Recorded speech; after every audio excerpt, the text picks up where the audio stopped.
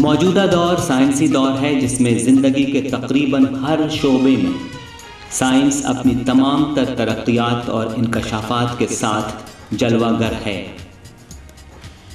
देखा जाए तो हर साइंसी ईजाद के पीछे किसी साइंसदा का दिमाग कारफरमा होता है जो अपने गर्दोपेश में फैले हुए बेशुमार पेचीदगियों को अपने तौर पर हल करने की कोशिश करता है और इस कोशिश के दौरान वो ऐसी अजीब व गरीब और दिलचस्प मुफीद मालूमात भी फराहम करता है जो बाद में आम लोगों को साइंस के नुकात और हक़ाइक़ समझने में मदद देती हैं।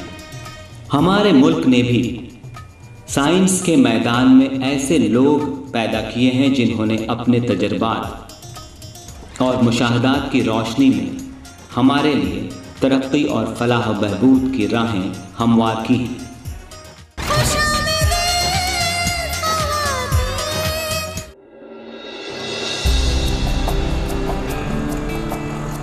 इस एपिसोड में आपकी मुलाकात विजयवाड़ा आंध्र प्रदेश की खातून साइंसदान डॉक्टर मोगांती राजेश्वरी से होगी। डॉक्टर मोगांती ने अपनी नज़री व अमली महारत मुल्क फ्रांस में हासिल की और जो इन दिनों इंसानों में तौलीदी अमराज यानी जेनेटिक डिसऑर्डर्स और जल्दी कैंसर पर all India institute of medical sciences नई दिल्ली के शोबाए हयाती कीमिया यानी डिपार्टमेंट ऑफ बायोकेमिस्ट्री में प्रोफेसर के ओहदे पर फायज होते हुए अपनी तहकीक में मसरूफ़ हैं। डॉक्टर मोगांती और उनके साथ काम करने वाले मुहक्किकीन कई तरह के तौलीदी अमराज यानी जेनेटिक डिसऑर्डर्स की वजह को बारीकी से समझने की कोशिश कर रहे हैं। We are doing various compounds for this gel. So like this is the protein you got differentially expressed. This protein is expressed in here. This is from the gel of primary image and this is from the secondary image. एक ऐसी disease है, बीमारी है कि brain के में होता है, तो उसकी वजह से किसी बच्चों में ऐसा हो जाता है कि पाँव हाथ कांपता है, ठीक से दिखाई नहीं देता मतलब चलने में भी दिक्कत होती है, कभी कभी बोलने में भी आपको पता चल जाती है कि उसमें कुछ शब्द जो हैं ठीक से मुंह से निकल नहीं रहा है। तो काफ़ी ऐसी हैं कि क्लिनिशियन जो है, डॉक्टर साहब जो हैं, उनको आइडेंटिफाई कर पाते हैं कि भाई अच्छा ठीक है ऐसी कोई सेट ऑफ है तो उसको ये बीमारी हो सकता है। शुरू में अक्सर जब बच्चे चलने में लड़खड़ाते हैं और वो लड़खड़ाहट अगर बढ़ती उम्र के साथ कम नहीं होती है तो आयन मुमकिन है कि ये किसी तौलीदी मरज़ या जेनेटिक डिसऑर्डर्स की निशानदेही कर रहा हो। ये एक ऐसी बीमारी है जिसको समझने के लिए डॉक्टर मोगांती राजेश्वरी एक अरसे से काम कर रही हैं। Gel for Friedreich's ataxia. The PCR product of Friedreich's ataxia I have loaded marker for Friedreich's ataxia, and in the last is the positive control. Okay. So normal is in the last one. Yes ma'am, normal thing around 4 kb to 5 kb का band है। चलने में कुछ आँख में भी कभी टेढ़ी सी लगता है, आपको देखने से भी पता चलता है। चलने में मेनली चलने वेलने में होता, शुरुआत 10-12 साल में देखा गया है कि हमारे पास 10 साल का भी बच्चा आया हुआ था पेशेंट, उसके बाद बढ़ता रहता है, डिपेंड्स कि भाई कब आए वो क्लिनिक पे। इनिशियली सोचते हैं माँ बाप कि चलो ये एक बहुत ही कॉमन है कि माँ बाप सोचते हैं ये ठीक से खा नहीं रहा, इसको शक्ति नहीं है, इसको दम नहीं है, तो खाना अच्छा खिला दो ठीक हो जाएगा। हो सकता है छोटे गांव में है उनको पता नहीं है, तो वो ऐसा 2 साल ऐसे ही बिता देते हैं, जब तक आ जाए थोड़ी बॉडी आगे बढ़ जाती है बीमारी।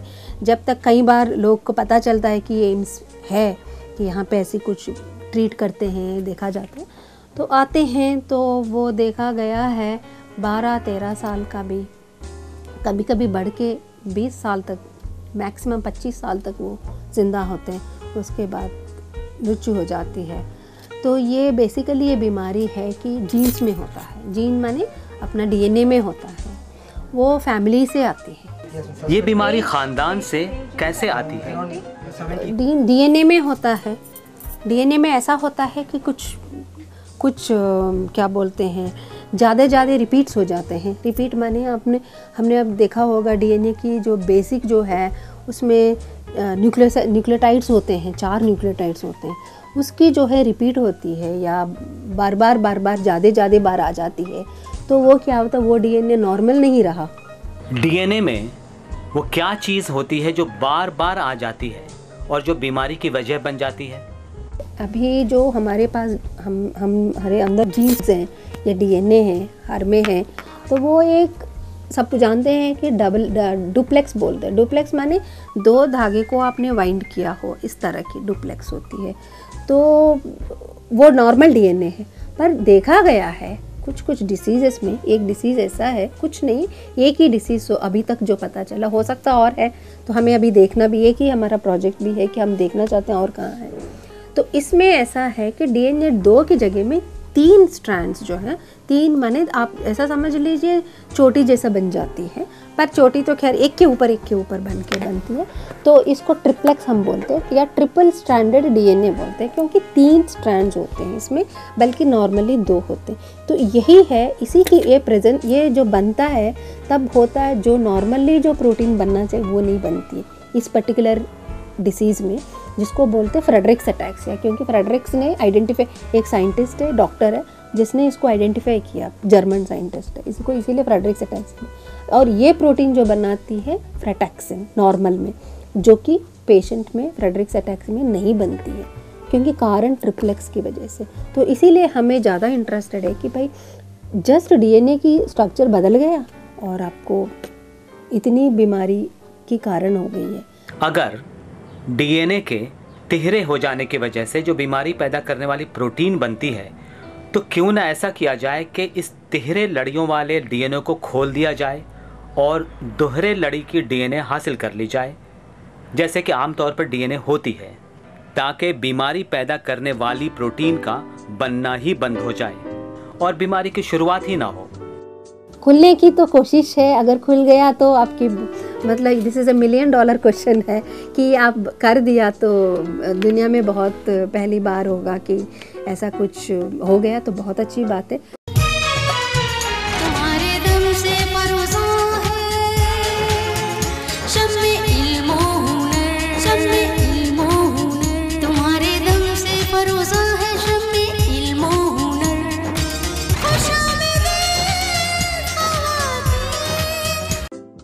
तो अगर खोला नहीं जा सकता तो फिर क्या ऐसा किया जा सकता है कि उसे बनने ही न दिया जाए? बट लोग अभी कोशिश कर रहे हैं कि खोलने के लिए भी तो आपको ऐसी कोई चाहिए, सब कंपाउंड चाहिए या कोई ऐसी कोई तरीका चाहिए कि ये ना बने।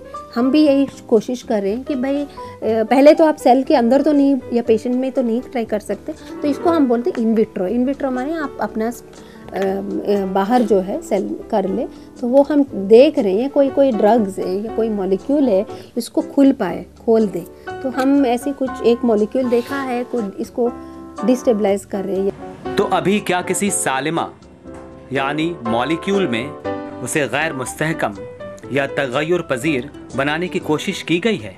हाँ, तो एक ऐसी मॉलिक्यूल हम देख रही हैं 2-3 की ट्राई किया है, जो कि थोड़ी सी डिस्टेबलाइज माने ये ट्रिपल वाली ना बन पाए, तो उसकी लाइन में हम जा रहे हैं। तो हमें इसी कोशिश में है कि कुछ और मिल जाए तो बड़ी अच्छी बात है।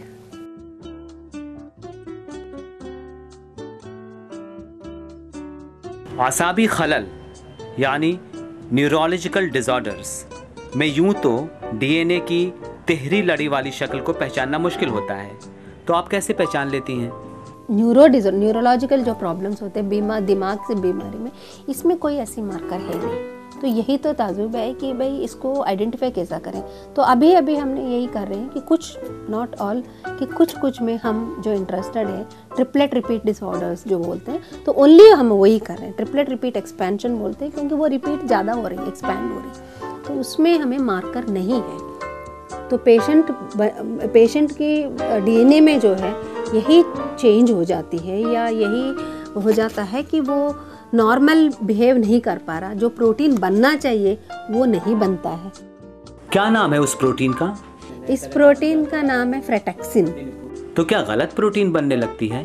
तो ये गलत प्रोटीन नहीं बनती है, प्रोटीन ही नहीं बनती है, जो ज़रूरी वाली प्रोटीन है वो नहीं बनती है।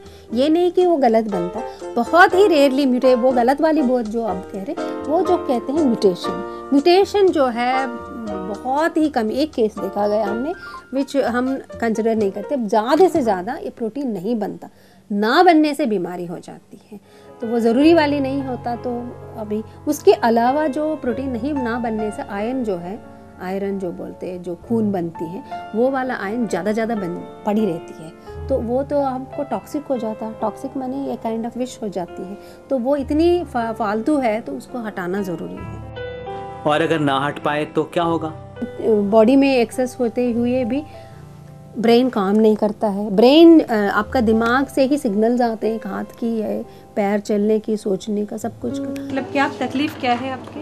तकलीफ ये बैलेंस की है, तकलीफ खड़े होने से बैलेंस। छोटी। डॉक्टर मोगांती राजेश्वरी इस खास बीमारी की माहिर डॉक्टर हैं और छोटी बहन की और all India institute of medical sciences के शोबे इल्मुल असाब यानी डिपार्टमेंट ऑफ न्यूरोलॉजी के एटैक्सिया क्लिनिक में मरीज उनसे रुजू करने को मुल्क के कोने कोने से आते हैं। ओके, एक मिनट, उनको चलने में प्रॉब्लम थी? हाँ, तो मैं थोड़ा सा बैलेंस में प्रॉब्लम थी। अच्छा, आप उधर ही खड़े रहिए, पैर के आगे पैर रख के चलिए, इस तरह से, ये बिल्कुल आगे रखिए, इस तरह से जी, चलिए। मैं आपको गिरने नहीं दूंगा, ठीक है, ठीक है। दोनों एडी और पंजे मिला लीजिए, एक साइड सामने देखिए, आंखें बंद कीजिए, एक बार खोल लीजिए। किस तरफ गिरने का ज़्यादा डर लगता है, पीछे, आगे, साइड में? हिला नहीं, हिल रहे हैं आप, गिरने का डर लग रहा होगा ना आपको, गिर जाऊंगा। किधर गिरने का डर लग रहा है, साइड में, आगे?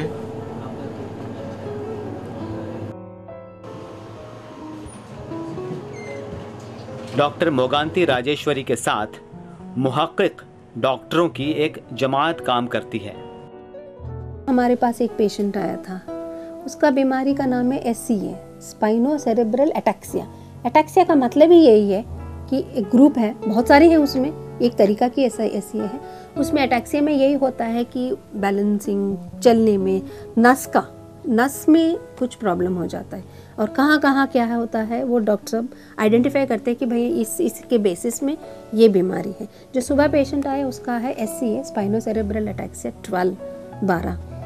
उसमें कई तरीके हैं, 12 के हमारी केसेस देखा गया इंडिया में। स्पाइनो सेरेब्रल एटैक्सिया, और फिर उसमें 12 नंबर का क्या मतलब है?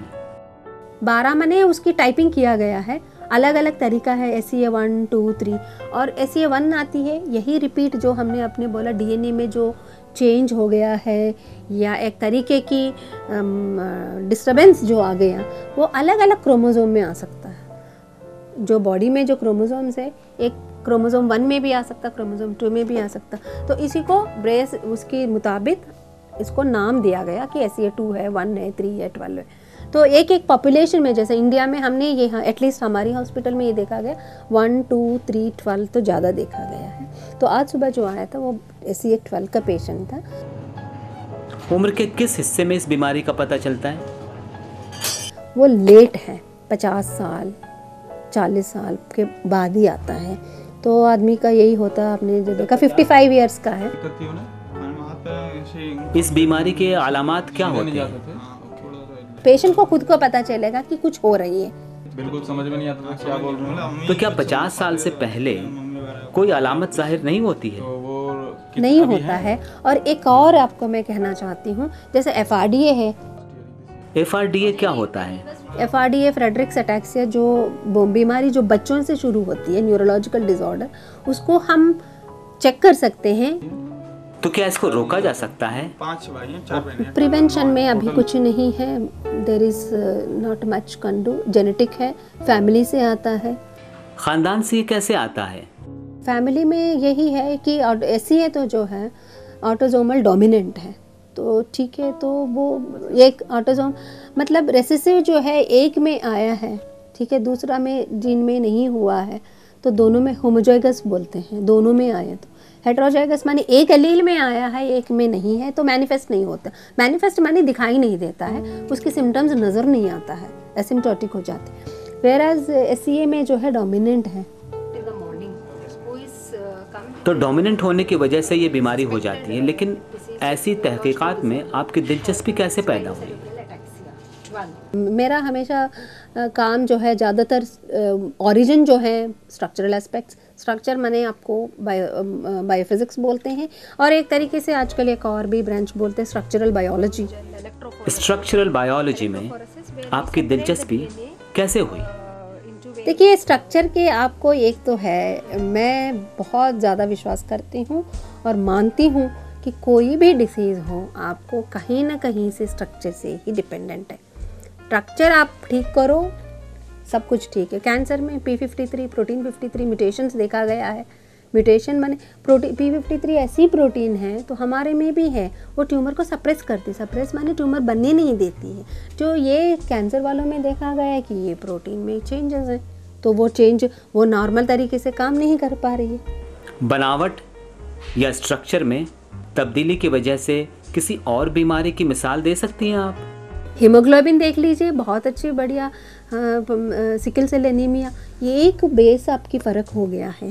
माने DNA हज़ारों बेसेस लाखों बेसेस होते, बेस माने आपके बैकबोन बोलते हैं, जैसा मोतियाँ और धागा जैसा है, तो वो आपको एक मोती का बदल दिया, आपके पूरा डिसीज़ आ गया। जो प्रोटीन जो बन रही है वो प्रोटीन टोटली अलग है, सिकल सेल एनीमिया बोलते हैं। दिखाई तुमने नई मंजिलों की राह गुज़र, दिखाई तुमने नई मंजिलों की राह गुज़र,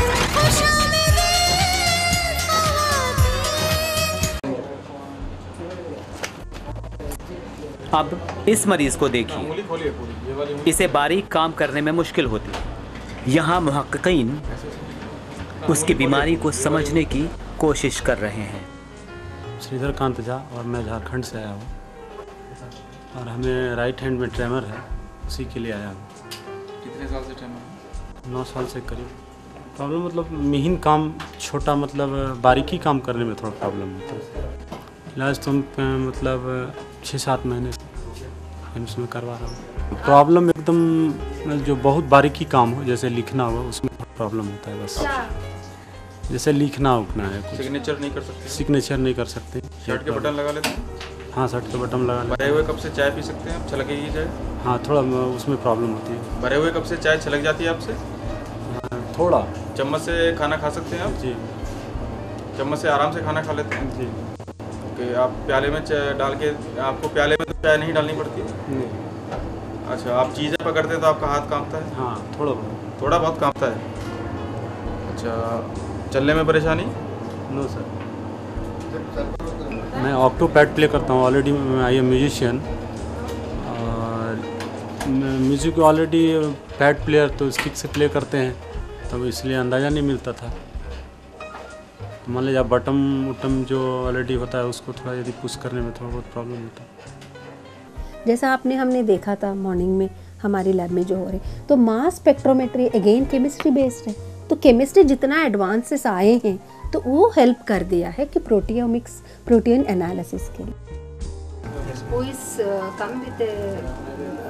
डॉक्टर मोगांती राजेश्वरी का दूसरा काम अस्पतालों की ICU में दाखिल मरीजों के दरमियान जरासीम के फैलने की तहकीक से मुताल्लिक है। बैक्टीरिया तो आप जानते हैं कि अच्छे भी हैं खैर, बट ज़्यादातर हमारे लिए इंटरेस्टेड जो है कि जो कि इन्फेक्शंस कॉज करता है, बीमारियां कॉज करते हैं। ऐसी ग्रुप है बैक्टीरिया जो हॉस्पिटल्स में ICUs में जो पेशेंट भर्ती हो जाते हैं तो उनमें ज़्यादातर देखा गया है कि ये इन्फेक्शन आती है।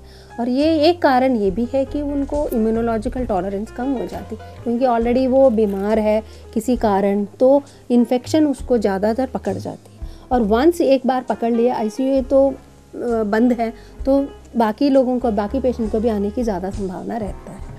और वो हॉस्पिटल, वो जो हमारे बैक्टीरिया जो है वो हम लेके उसमें देखते हैं कि भाई इसमें कैसे इसको ट्रीट किया जाए। तो पहले तो कुछ ड्रग्स है, पेनिसिलिन है जो सब जानते हैं बहुत, उसके भी नए ड्रग्स है। जब भी नया ड्रग बनाते 2 कारण होती है। नया ड्रग क्यों बनाते हम, एक तो है कि आपको हाई पोटेंसी हो, पोटेंसी मैंने ज़्यादा असर हो, और दूसरा है कि साइड इफ़ेक्ट ना हो। यही चाहते हैं कि साइड इफ़ेक्ट मिनिमम हो या ना हो तो ज़्यादा अच्छा है। तो इस कारण नए ड्रग्स बनता है। तो बॉडी हम लोग इतना ह्यूमन मतलब तेज है कि भाई नए ड्रग बनाते, बैक्टीरिया भी उससे भी तेज है। तो वो ये सोचती है कि मैं इसको छोड़ के सर्वाइव कैसे करूँ, क्योंकि वो हम होस्ट है, वो पैथोजन है, तो वो यह रहना चाहती है। तो वो अपने मेम्ब्रेन को बदलती रहती है, तो इतनी तेज है। तो वो मेम्ब्रेन जब बना देती है, हम जो ड्रग डाल रहे हैं उसकी कोई असर नहीं है, तो आपको नया ड्रग बनाना पड़ता। तो जब तक आपको पता ही नहीं है चाहिए कि ये बदल गई है, तो इसीलिए हम ये कर रहे हैं कि ये बदल गया प्रोटीन, उसको हम रेसिस्टेंट बोलते हैं, क्योंकि रेसिस्टेंस इसीलिए वो नए पुरानी ड्रग को रिएक्शन या रिस्पॉन्स नहीं दे रही है। तो इस रेसिस्टेंट स्ट्रेन्स को और नॉर्मल स्ट्रेन को हम कंपेयर करते हैं, भाई इस बैक्टीरिया में क्या चेंजेस आए। तो इस मुवाजने या कंपैरिजन से क्या पता चलता है? इनर मेम्ब्रेन भी होती है, आउटर भी होती है, उसमें से हमने कोई प्रोटीन्स निकाला है, तो उसमें कुछ चेंजेस हैं जो नॉर्मल में जो है वो कम हो गए, तो इसीलिए वो ड्रग उसमें असर नहीं हो पा रहा। उसके अलावा मेम्ब्रेन ने कुछ नई रेसिस्टेंट वाली में कुछ नए 2 प्रोटीन्स आए हैं, उसको हम एनालिसिस अभी कर रहे हैं। और इस तज्जिए, इस एनालिसिस का क्या फ़ायदा होगा? इसकी फ़ायदा यही है कि अब जो रेसिस्टेंट स्ट्रेन्स हैं, जो 3rd generation 4th generation drugs बोलते हैं, कि क्योंकि एक जनरेशन को अब आप बनाए हैं बैक्टीरियल का इन्फेक्शंस का, तो हो सकता है 5 साल के बाद वो उसके भी नए वाले को भी रेसिस्टेंट हो जाती है, ये तो होना ही है। तो बैक्टीरिया फिर बनता रहता है, तो इसीलिए हम अभी एक रेसिस्टेंट स्ट्रेन की जो ड्रग्स बनाएंगे तो वो उसको ट्रीट किया जाए। We have loaded is a positive control, that means that is doctor Moganti Rajeshwari का जल्दी कैंसर पर तहकीकी काम काबिल सताइश यूं भी है कि आम तौर पर इस तरह के कैंसर के लिए MRI नहीं की जाती है, जबकि डॉक्टर मोगांती MRI करती है। ऐसा है, मैग्नेटिक रेजोनेंस इमेजिंग बोलते हैं, ये MRI ये आजकल बहुत कॉमन हो गया है। तो ये इसीलिए करते हैं, ज़्यादातर ब्रेन ट्यूमर है, ब्रेस्ट ट्यूमर है, जो कि बाहर से नहीं दिखता है, अंदर है। तो ये तो होता रहा है, हमारे काफ़ी साल से यूज़ हो रहा, अब तो बहुत ही कॉमन भी हो गया। पर हमने जब स्किन में किया था, स्किन का जो है यूजुअली क्या होता है, डॉक्टर के पास आप जाते हैं या कुछ हो गया है या बर्न्स हो गए कुछ के, किसी के UV रेडिएशन के भी काफ़ी बहुत ही कैंसर्स होते थे। UV माने लाइट में, जो सनलाइट में जो ज़्यादा एक्सपोजर होते हैं, बीच में आपने देखा होगा सन के बर्निंग बोलते हैं, तो उसमें क्या होता है स्किन में काफ़ी हो जाते हैं, कैंसर्स हो जाते हैं, कॉमन है। तो जब जाता है डॉक्टर ये देखता है कि भाई इसके अंदर जो है ऊपर से दिखा के आपको ड्रग ट्रीट करते हैं, तो हो सकता है वो कैंसर अंदर की तरफ फैल गई हो, नज़र नहीं आ रही हो, तो आप जो देख सकते हो दैट इज़ ओनली लिमिटेड, पूरा आपको नहीं पता अंदर क्या। तो इसीलिए हमने MRI यूज़ किया है। तुम्हारे नक्शे कदम से मिलेगा आज़मे सफर, तुम्हारे नक्शे कदम से मिलेगा आज़मे सफर, स्किन कैंसर ये फ़ायदा होगा, एक तो हम विदाउट चीरा फाड़ी जैसे हम करते हैं, बायोप्सी सैंपल लेते हैं माइनर सर्जरी OT के अंदर, वो लेने की जरूरत नहीं है। सेकंड, जो हम एंटी कैंसर ट्रीटमेंट देते हैं पेशेंट को, तो उसका क्या इफ़ेक्ट है, हम डायरेक्ट MRI से काफ़ी गहराई तक हम डिटेक्ट कर सकते हैं। तो इसके लिए क्या किया? हमने स्विस एल्बिनो माइस लिए, जिनको बेंजोपायरिन कार्सिनोजन है, जिससे हमने इसको कैंसर इंडक्शन किया फर्स्ट टाइम। देन उस कैंसर्स को ड्यूरिंग डेवलपिंग स्टेज हमने इसको डिटेक्ट किया डिफरेंट स्टेज पे after MRI। This is MRI of the normal skin, then ये 4 week tumour and 8 week tumour. ऐसे जब 14 वीक का ट्यूमर हो गया MRI से डिटेक्ट करने के बाद, हमने जो पॉपुलर एंटी कैंसर ड्रग है सिस्प्लेटिन, उसको सिस्प्लेटिन से ट्रीट किया। और ट्रीटमेंट देने के बाद उसका फर्दर MRI किया। Sir MRI of the normal skin, ये नॉर्मल स्किन की MRI है। ये 14 वीक ट्यूमर इंड्यूस्ड बाय बेंजोपायरिन, उसकी MRI है। दोनों में क्या फ़र्क है? दोनों में कि इसमें कोई ट्यूमर देखो हमें दिखाई नहीं दे रहा है, मतलब इसमें हमने नॉर्मल है, कोई ट्रीटमेंट बेंजोपायरिन से नहीं दिया है, तो इसमें there no tumour is seen in this, but here this a tumour induced by the benzopyrene. Then this both are control group, the animal which is not treated with the anti cancer drug, हमें simple में normal line दिया है, इसलिए there no effect of the anti cancer drug, tumour size increase and after treatment with the cisplatin. जब हमने cisplatin drug से treatment किया animal को 2 वीक के लिए और 4 वीक के लिए, तो ट्यूमर साइज जो है कम हो गया है। इसमें गांठ या ट्यूमर कहाँ पर है? T, this is the 2 week treatment, 2 हफ्ते तक सिस्प्लेटिन का ट्रीटमेंट दिया, देन 4 हफ्ते तक सिस्प्लेटिन का ट्रीटमेंट दिया। तो ट्रीटमेंट के बाद हम देख रहे हैं कि जो ट्यूमर का साइज है काफ़ी हद तक कम हो गया है। हाँ, हमने ग्राफ के द्वारा भी इस रिजल्ट को, MRI के रिजल्ट को कोरिलेट किया है। हम देख रहे हैं कि जो कंट्रोल ग्रुप है, जिसको हमने सिर्फ नॉर्मल लाइन से ट्रीट किया था, उसके कंपेयर में जो टेस्ट ग्रुप है, जिसको 2 वीक तक हमने सिस्प्लेटिन ट्रीटमेंट दिया है, ट्यूमर वॉल्यूम जो है काफ़ी ड्रास्टिकली डिक्रीज हो गया है। और after 4 week it very drastically decrease as compare to control group. हमने MRI के डेटा को बायोकेमिकल पैरामीटर से कोरिलेट किया है, तो इसमें ये biopsy of the normal skin है। E is important, K is the keratin layer, E is epidermis, this is dermis, and this is muscles. This is biopsy of the normal skin. इसके बाद this is a 14-week biopsy of 14-week tumor, and this 16-week tumor and 18-week tumor. 16-week tumor and 18-week tumor both are control animal treated with normal saline only. This is 2 weeks cisplatin treatment और after the 4 week cisplatin treatment. हाँ, हम देख रहे हैं कि जो tissue cell देता है वो 4 वीक cisplatin ट्रीटमेंट में काफ़ी हद तक है, जो कि हमारे MRI के डेटा को कोरिलेट कर रहा है अच्छे से। तो इस एक्सपेरिमेंट का कंक्लूजन ये है कि हम जनरली जो बायोप्सी सैंपल लेते हैं पेशेंट का कैंसर डिटेक्ट करने के लिए, तो अगर MRI से हम स्किन कैंसर डिटेक्ट कर सकें इस मेथड से, तो हमें पेशेंट को हार्म करने की, उसे बायोप्सी लेने की ज़रूरत नहीं है। हम डायरेक्टली नॉन इन्वेसिवली पेशेंट को बिना टच किए, हार्म किए, हम डायरेक्टली डिटेक्ट कर सकते हैं MRI के थ्रू। दिल्ली यूनिवर्सिटी से PhD, जवाहरलाल नेहरू यूनिवर्सिटी में research associate, council of scientific and industrial research में pool officer, department of science and technology के प्रोजेक्ट में रिसर्च एसोसिएट, हिंद फ्रांस साइंसी इश्तराक में coordinator, Indian council of medical research के फ्रेजाइल एक्स और फ्रेडरिक्स एटैक्सिया और दूसरी आसाबी बीमारियां यानी न्यूरोलॉजिकल डिसऑर्डर्स के प्रोजेक्ट में कोऑर्डिनेटर, और यूनिवर्सिटी ग्रांट्स कमीशन के एक्सपर्ट कमेटी में मेंबर। और फिर भी इतनी सारी मसरूफियात के बावजूद डॉक्टर मोगांती स्कूल के बच्चों को केमिस्ट्री पढ़ाने के लिए वक्त निकाल लिया करती थीं, ताकि इल्म कीमिया के तई उनकी दिलचस्पी बचपन से ही परवान चढ़ने लगे।